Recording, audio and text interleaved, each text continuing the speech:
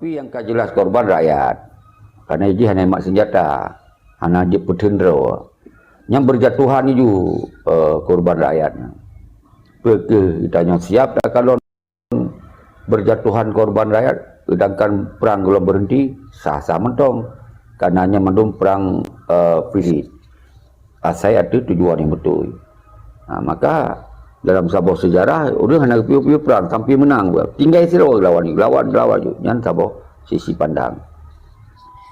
Tapi pajan ke perangnya masih di saat ka berhenti. Kapiuh perangnya dengan dua alasan. Alasan terjadi perdamaian yang berarti menang. Alasan berarti tanya kalau karena hana li mampu, hana li anu budi, karena hana ini, hana itu li segala macam dengan kondisi terjepit, artinya ke menyerah kalau perang.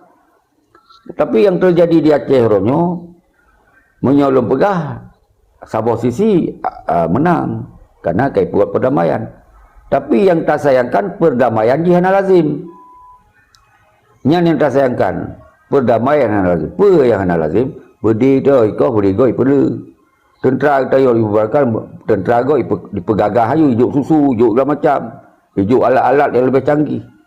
Ya kan? Nyantok kita yang hana lazim seperti itu. Walaupun lagi nyan karena na poin-poin menurut ada pegah Tengku Moskow, bahwa na wewenang punuh inan. Dia bendera, dia menyanyi lagu lambang katanya, ya kan? Dan kemudian katanya dia jalankan undang-undang draw tu, dan dona pemerintah draw tu. Sebetulnya kagot.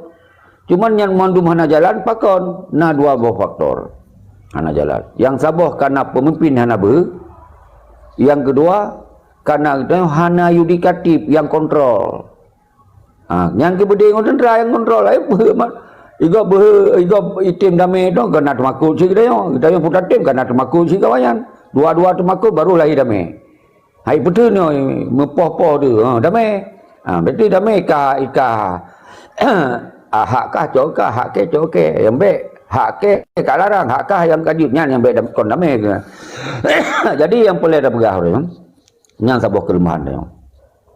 Seharuji ban hanali tentera hanali budi, semusuji kitanya dia terpegot dengan kekuatan lain, iaitu kekuatan rakyat lagi kekuatan KPA. KPA-nya sebenarnya kekuatan kontrol.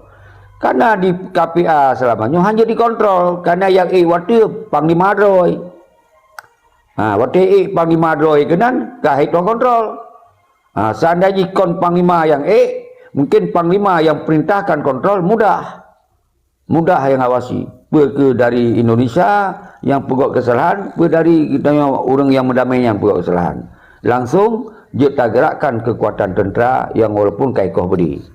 Nyo makaji uke yang boleh lempelurus Moskow, Tengku Moskow. Uke berlahir sosok pemimpin yang behe. Yang getim behe kibarkan bendera, getim behe gunakan bahasa Aceh, getim behe berarti lanjutkan perjuangan, getim behe nyamana-manan, behe ya pekaya do, behe ya jib darah rakyat, behe ya pip hak rakyat, nyan baik menan. Jadi nyan ke yang kita terangkan, insyaallah dalam kondisi laganya pun Tengku Moskow, ditanya seutuh